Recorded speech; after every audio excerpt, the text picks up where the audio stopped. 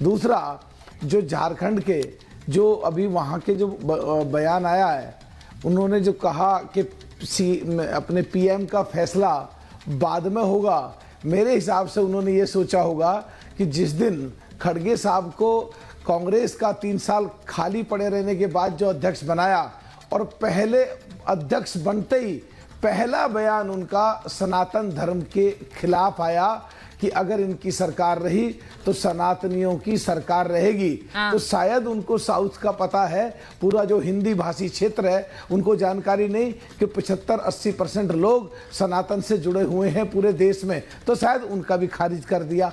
तो ये तो फिर शुरुआत हो गई जो 6 महीने से मीटिंगें हो रही थी, कभी पटना में हुई, कभी बंबई में हुई, कभी बेंगलुरु में हुई, पंजाब में इन कांग्रेस की और आप पार्टी की लड़ाई, हरियाणा में कांग्रेस की आप पार्टी की लड़ाई, दिल्ली में आप पार्टी की कांग्रेस की लड़ाई, मध्य प्रदेश में समाजवादी पार्टी और कांग्रेस की लड़ाई, राजस्थान में आरएलडी और कांग्रेस की लड़ाई, और दिल्ली में अलका लांबा जी कहते हैं हम सारी सीटों पर लड़ेंगे। और वहां इनके जो को पार्टनर हैं जो अपने, उनका साउथ से बयान आया कि वो सनातन धर्म के सबसे बड़ी खबर मलूक जी इस वक्त यही है कि 31 दिसंबर तक डेडलाइन ममता बनर्जी ने दे दी है। देखिए, जब वो कह रही थी उद्धव ठाकरे से कि कुछ ना कुछ तो जरूर करेंगे, तो ये किया है उन्होंने। 31 दिसंबर तक की डेडलाइन दे दी है। भाई, सीट शेयरिंग जो होगी वो अब 12 दिन के अंदर अंदर होगी। अगर सीट शेयरिंग का फॉर्मूला बनेगा तो 12 दिन के अंदर, यानी 31 दिसंबर नए साल में सीट शेयरिंग फॉर्मूले के साथ इंडी गठबंधन जाएगा।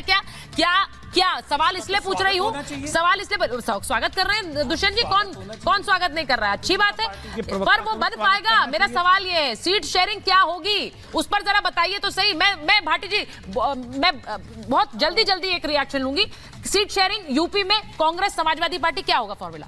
नहीं, देखिए ये फॉर्मूला सुचरिता जी, ये चैनलों पर डिस्कस नहीं किया जाता। जो भी होगा सहमति से होगा। नहीं, पर 50-50 देने के लिए तैयार हैं आप? कांग्रेस 50% सीटों पर, आप 50%। अब मैं ये घोषणा कर दूंगा हम 80 की 80 दे देंगे।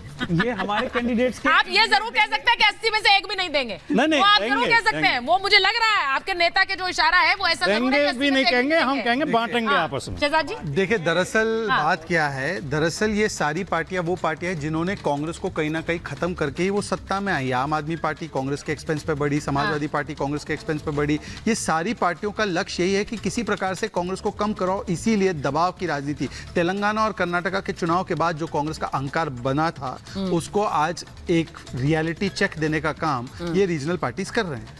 और ये इसीलिए आपसे पूछ रही हूं कि 80 में से एक भी नहीं देंगे। आप कह सकते हैं क्योंकि ममता जी ने कह दिया है कि हम सिर्फ 2 देंगे, तो आप ये कह सकते हैं कि हम 80 में से 80 लेंगे, आपको एक भी नहीं देंगे। ऐसा अगर होगा, ये सीट शेयरिंग नहीं, ये इंडी गठबंधन के लिए, इंडिया गठबंधन के लिए कहीं सबसे बड़ी रार का कारण ना बन जाए। अगले 12 दिन सीट शेयरिंग फॉर्मूला पर डिस्कशन होगा और वो डेडलाइन ममता बनर्जी ने दी है। बहुत बहुत धन्यवाद आप सबका महाभारत में जुड़ने के लिए। समय इतना ही था।